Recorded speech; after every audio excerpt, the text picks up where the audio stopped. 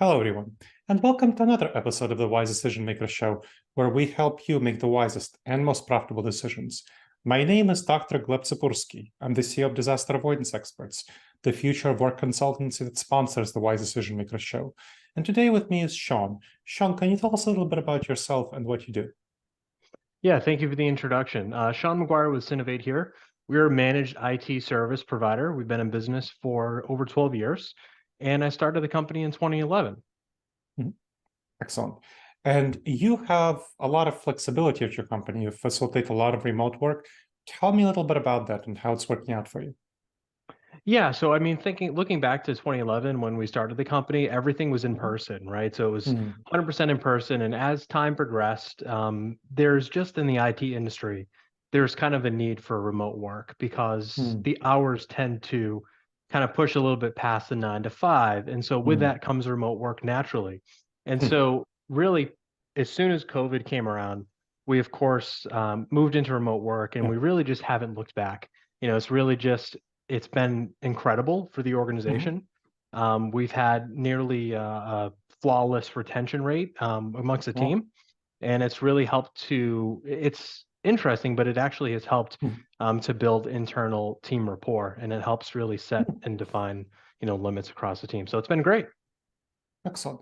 Tell me a little bit about how you're building team rapport. Here's why I'm asking. A lot of companies that are coming back to the office, including tech companies like Meta and Amazon and Zoom, are saying they want to come back because they're having trouble with collaboration. Google, Apple, so team rapport, collaboration. What have you done that's different that helped you build up team rapport? So I think a big thing for us is core values, right? Mm. So it's all about core values, and our core values as a company, extreme Mhm. ownership, customer satisfaction, teamwork, following Mhm. processes, being resourceful. If the team knows what the core values are and they're all aligned and we Mhm. can reward each other on core values, it really helps Mhm. build our relationship. So, this happens throughout the week, but we heavily use Slack, and that's really how Mhm. we communicate. And so, we have some plugins that have been created in Slack that are basically revolved 100% around core values. And so, Okay. when somebody sees another team member doing something that aligns with our core values, they reward them with Hmm. sort of an internal comment, and it's directly related to the core value. So Hmm. if they're, taking ownership of something for somebody else, they might make a comment like, "Hey, thank you so much for doing that. You're exercising extreme ownership and teamwork." And when somebody looks at that, you might I guess it really depends on the size of the organization, right? That might work for small Hmm. organizations, it might work for large organizations. Mhm. You don't want too much activity going on because then it can sort of distract things. So we Hmm. really actually today's Friday, and we do Feedback Friday, and this is really one of the things in the afternoon Hmm. on Friday that we really try to make sure everybody is rewarding somebody else on the team and just showing how much they appreciate what they're doing and aligning with core values. So it really boils down to that for us. Interesting. So how many people do you have that you're able to manage this? You're saying large companies, small companies. What's the size of your company? The size of our company, we're under 10 users, under 10 Mhm. employees. Our Mhm. clients are anywhere from 25 to 30 employees all the way to 1,000 plus Mhm. Mhm. employees. And so with 10 employees, you're finding that you're able to provide that feedback and that it's with these values. Are you using anything differently? Did you do that before COVID? In other words, are you changing things around that to facilitate more remote activities in this setting? We didn't do it before COVID. No, we Oh, really didn't okay. do that before COVID. This was Mm. there when we started moving remote, we realized that we needed to implement some changes Mm. and to really increase communication. And so Mhm. I think as a result of going remote, being Mhm. kind of forced into that position, it forced us to adapt a little bit and to make some Okay. changes. So I think for us, the results, speak for themselves. Mhm. But being in person in the office, I mean, hey, there's nothing like face-to-face communication. And so we Hmm. do obviously, every once in a while we will get together in the office. I mean, of course, the holiday parties and, Hmm. we've recently had everybody in the office for an event, but Hmm. it's very rare, maybe once or twice a year, if that. Hmm. And so if we can get to that, when we get to those situations, we realize that it's like it's just so easily distracted. People are easily Hmm. distracted in the office, Yeah. especially with the open office framework that I Hmm. think most companies have adopted. There's Sure. no more, closed door offices. It's all open office. And so it's super easy for somebody to be, to lose their train of thought, to lose their Hmm. focus when somebody just walks up to them. And so having these huddles and sort of just off the cusp, hey, let's jump in a huddle in Slack and let's Hmm. verbally open up a communication channel and we can talk, we can work while we're talking.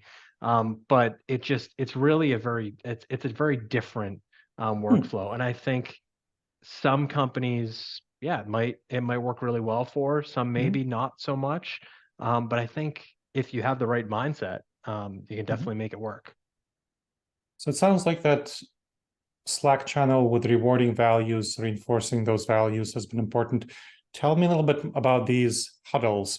So, what does that involve? I assume that's something also that you developed when you started doing remote work. So, what does it involve to go into a huddle and not actually talk about, not actually collaborate on a project, not have a meeting? What do you actually do in a huddle when you're not having a meeting?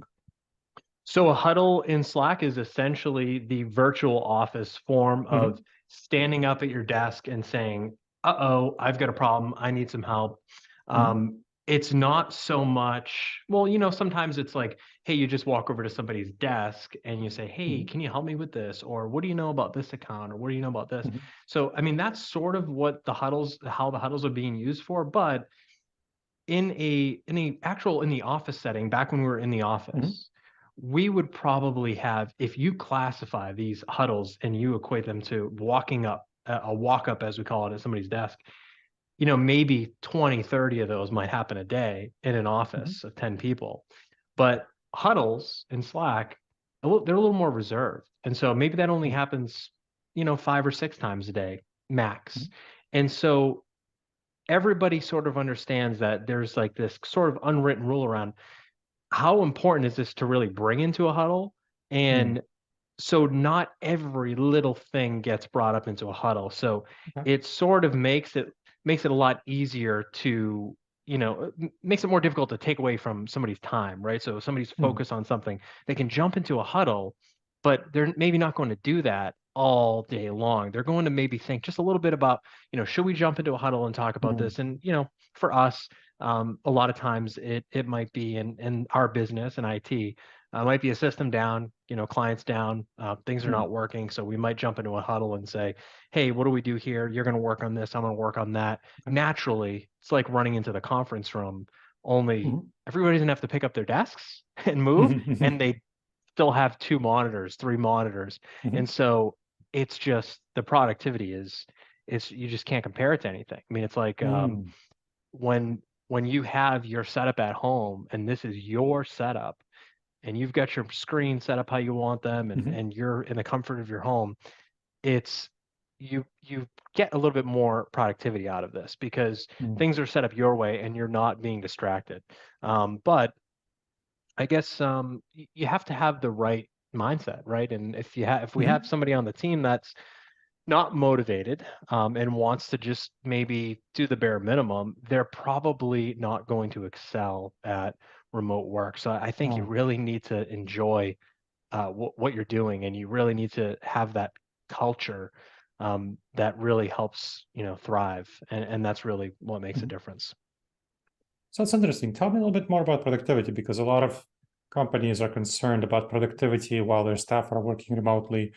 Mark Zuckerberg was saying that he's finding the productivity of junior workers especially suffering or recently hired. What have you found? It sounds like that's not your experience in terms of productivity at Synivate. Tell me what you have found overall about the impact of remote work and productivity. We're not seeing a decrease in Mhm. productivity when it comes to remote work. If anything, we see a little bit of an increase Mm. because things tend to, at the beginning of the day, they tend to start a little bit earlier, and at the end of Hmm. the day, they tend to end a little bit later. And Hmm. in terms of measuring productivity for Yeah. us, it's pretty straightforward to measure productivity. We're measuring response times when it comes to Okay. clients.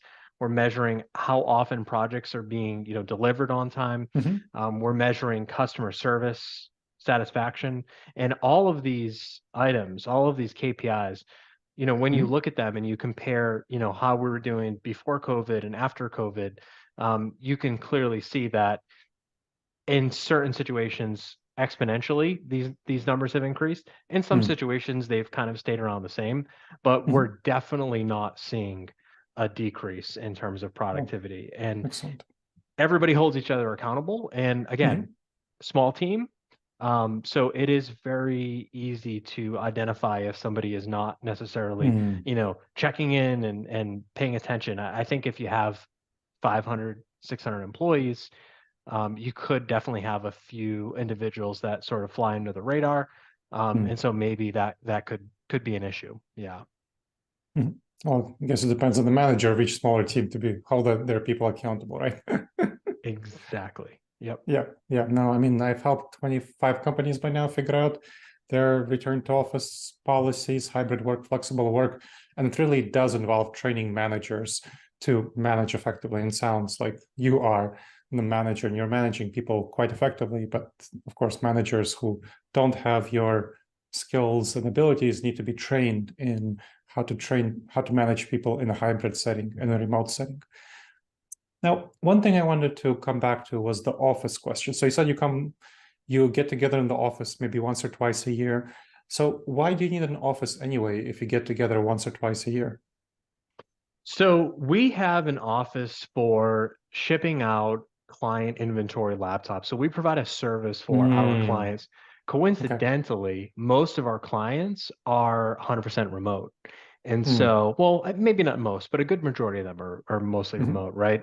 So we work with a lot of clients in the digital media space, and they tend to be most of them are a remote workforce, and they don't really have a need to be in person. And so for us, Hmm. we're maintaining, several bins of inventory of their laptops so that when they I hire see. somebody, we can get that laptop out to that remote person. Hmm. So it's kind of a double-edged sword for us. This, we're remote, we're working remote, but and our clients are remote, but sometimes we do need to be in person. So it's pretty much Hmm. a very lightweight crew that we'll have in the office to just maybe provision some laptops, ship the laptops out, things like that. But 90% of the team is going to be remote 95% of the time. Okay, good. That helps. So you've been observing clients support their staff members with technology. What have you found in general is the kind of support that your clients provide to their staff members, their remote staff members with technology? What have you seen as the best, some of what they do, and compared to that, what would you say are best practices? I'm sure different clients provide different things. Yeah, great question. So, what we've observed mainly really since COVID and since going remote with a lot of our clients that are going remote is that during the HR slash IT onboarding process, Mhm. there tends to be some gaps. And so Mm. you submit an application for for a company, you go through the interview process on Zoom, you get hired, you get the offer, and your start date is 2 weeks from now, and they ship you a laptop. And you get the laptop, you sign into it, and you're maybe having a meeting with one of your managers trying to show you your systems, and you might not know where everything is, and things tend to Mhm. be a little confusing and maybe get off to a bumpy start because somebody's not there to actually hold your hand and kind of walk you through it, right? Get started Yeah. first day one. So what we've really tried to do for our clients is create an onboarding process that Mhm. really provides that client a white glove service throughout the whole Mm. workflow. So let's say the client, they have the software system for accounting, they've got a software system for Mhm. CRM and all different systems. So we'll send welcome emails when we set up that user from an IT Mhm. service management point of view. We'll send welcome emails and say, hey, here's access to this system. Here's how you use it. Here's how to contact us for help. Okay. So our clients are hiring us to do all the IT responsibilities, but Mhm. we're really trying to go above and beyond and provide a little bit more and not just say, okay, well, we're here, we're IT, Well, no, not necessarily, right? We want to provide a little bit more than Mhm. that. So it's the onboarding process that's really been helpful for us. So I think we've helped a lot of Mm. clients with that. And we do have some case studies that are on our website and that are coming out on our website to talk about it. And yeah, it's pretty good. Okay. And as we finish up, what do you think is the future of providing this sort of support for remote companies, for companies that have either fully remote or have some of their workers working remotely? What do you think is the future? What kind of changes do you envision? I think as we continue to move forward, I think we're just Mhm. really moving towards more SaaS solutions in Mhm. IT, and so basically that means users. There's no legacy applications. Everything is all websites and logins, and Mhm. it's one username, one password to get into everything. And I think part of that involves really automating everything. So the future is automating the Mhm. onboarding and offboarding processes for new organizations, bringing in team members. They need to be automated, and so automating that process provides for a very clean startup for a new user, and so they really feel comfortable starting at that organization, and there are no questions. Day one, the worst thing is having somebody start at a company and their first day is like, well, how come I don't have access to this system or that Yeah. system? It just it really starts things off. So I think automation is the Mhm. future, and that's really what we're working on. Excellent. Thank you so much for sharing your expertise, Sean. That was very helpful. Absolutely. Thank you. And thank you to the audience for checking out another episode of the Wise Decision Maker Show. Please make sure to subscribe wherever you checked out the show and leave a review. It helps others discover the show and it helps us improve the show. All right, everyone. I'll see you in the next episode of the Wise Decision Maker Show. In the meantime, the wisest and most profitable decisions to you, my friends.